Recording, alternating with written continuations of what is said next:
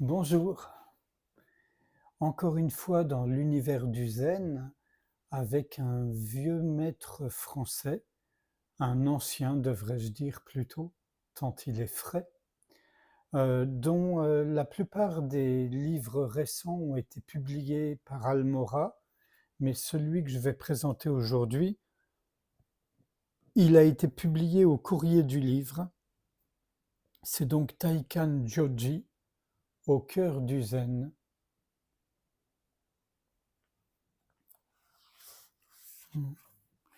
Peut-être que vous connaissez parce qu'il dirige le centre de la Falaise Verte qu'on connaissait avant sous le nom de Centre Zen du Taillé, voilà, qui existe depuis plus de 50 ans.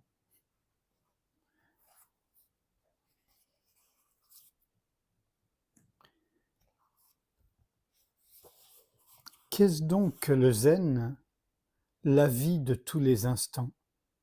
La vie de tous les instants veut dire que chaque instant doit être vécu avec tout notre être, corps et esprit. Lorsqu'on mange et rien de plus.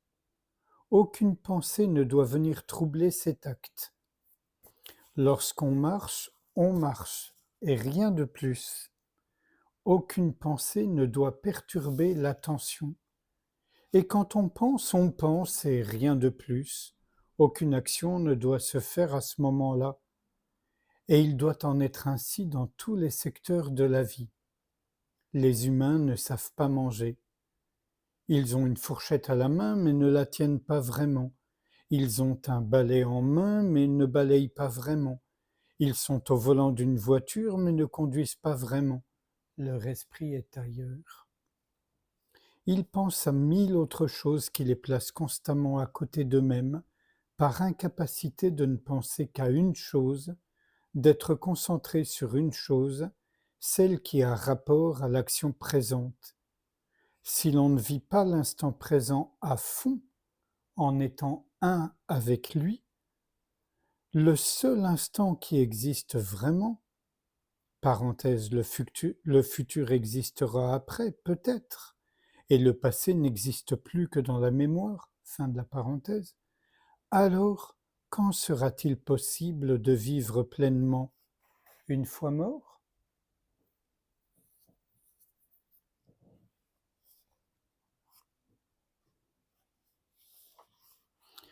Parvenir à être un avec l'instant présent et l'action présente sans qu'aucune pensée ne vienne s'interposer entre cette action et cet instant, voilà ce qu'entre autres enseigne le zen.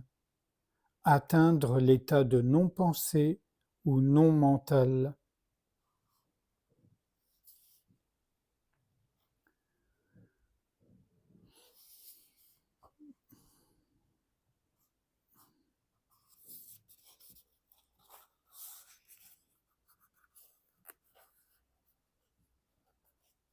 Pardon, voilà.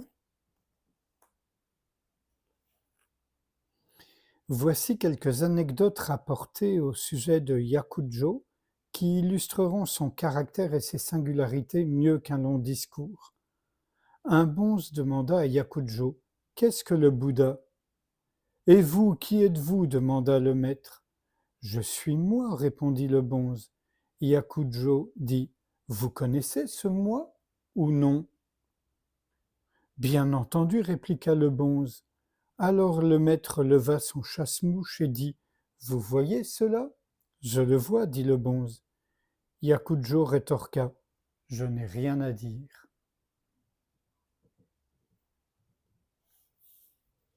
Une autre, un bonze demanda à Yakujo: Que s'est-il passé d'extraordinaire? Yakujo dit: Je me suis assis seul sur le mont Taiyo. Le bonze se prosterna cérémonieusement. Yakujo le frappa.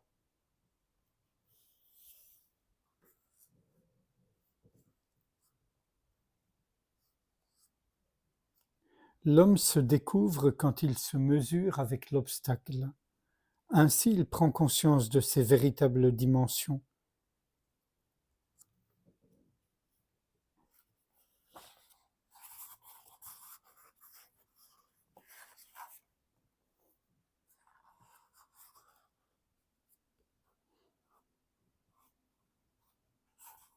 Alors, il y a des gens qui me disent ne pas pouvoir faire zazen correctement car ils pensent trop. D'autres qui me disent que plus ils font zazen, plus ils pensent.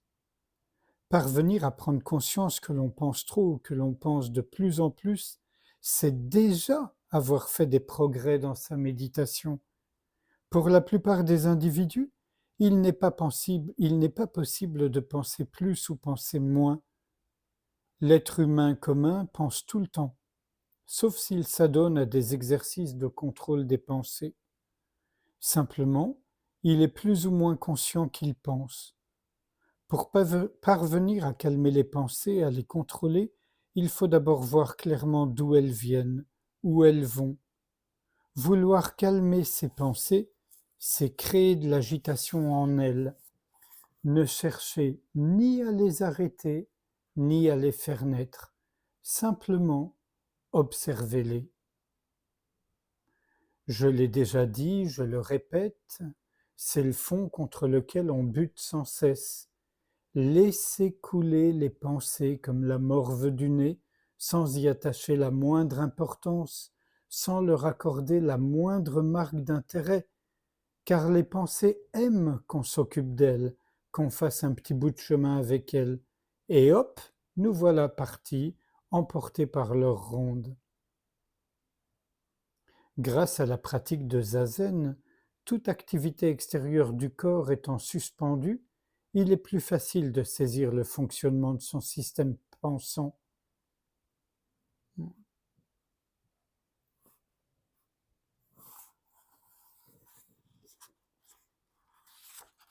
Et un tout dernier extrait, je ferai 2-3 commentaires.